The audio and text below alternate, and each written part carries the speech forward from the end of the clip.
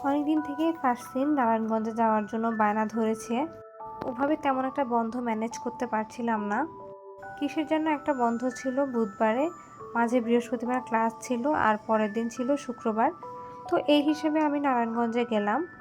কিন্তু দুর্ভাগ্যবশত ওই দিনে আমাদের ফিল্ড ভিজিটের একটা ডেট পড়ে। কি আর করার, আমাকে নারায়ণগঞ্জ থেকে আবার ঢাকায় আসতে হয়েছিল। আমাদের ফিল্ড ভিজিটটা ছিল কোয়ান্টামে। কিন্তু কোনো কারণ ছাড়াই আগের দিন রাতে আমার প্রচণ্ড শরীরটা খারাপ হতে শুরু করেছিল। সকালবেলা সেই খারাপ লাগাটা আরও অনেক বেশি বেড়ে গিয়েছে।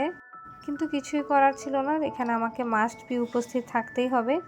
সেই জন্য এক প্রকার বাধ্য হয়ে নারায়ণগঞ্জ থেকে ডিরেক্ট শান্তিনগর আসলাম। এমনকি দিন বাড়ার সাথে সাথে আমার প্রচণ্ড জ্বর চলে আসলো।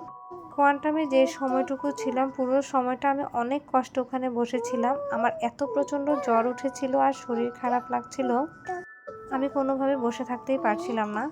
আলহামদুলিল্লাহ আমার কোর্সমেটগুলো অনেক সাপোর্টিভ। কেউ একজন আমাকে নাপা দিল আর সেই নাপা খাওয়ার পর একটু সুস্থ লাগছিল। আমার আর ফুয়াদের প্রথম দেখা হয়েছিল বেলি রোডে। সেই জন্য বেলি রোডটা আমার কাছে অনেক বেশি স্পেশাল। সবাই একসাথে দুপুরবেলা খাওয়া দাওয়া করবে, তাই আমিও আর এই সুযোগটা মিস করলাম না। আমরা যখন শান্তিনগর থেকে বেলি রোডের দিকে হেঁটে যাচ্ছিলাম, ছোট ফুচকা দেখে আমি আর নুজাত খেয়ে নিলাম। অনেক দিন থেকে আমাদের ছোট ফুচকা খেতে ইচ্ছে করছিল, সেভাবে ভালো ফুচকা পাচ্ছিলাম না। আর ছোট ফুচকাটা কিন্তু অনেক বেশি মজার ছিল। এরপর আমরা একটা ফুড কোর্টে গিয়ে বসলাম সবাই মিলে। খাবার অর্ডার দিয়েছি আর এরপর সবাই মিলে একটু গল্প করছি। আমরা যতজন ছিলাম এক একজন এক একটা আইটেম অর্ডার করেছিলাম। কিন্তু আসলে আমার জ্বর থাকার কারণে এত বেশি শরীর খারাপ লাগছিল, আমার খাবার খেতেই ইচ্ছে করছিল না। শুধুমাত্র সবার সাথে একসাথে খাওয়া দাওয়া করব সেই জন্যই গিয়েছিলাম। তো খাওয়া দাওয়া তো করতে পারলাম না, এরপর বের হয়ে গেলাম নারায়ণগঞ্জের উদ্দেশ্যে।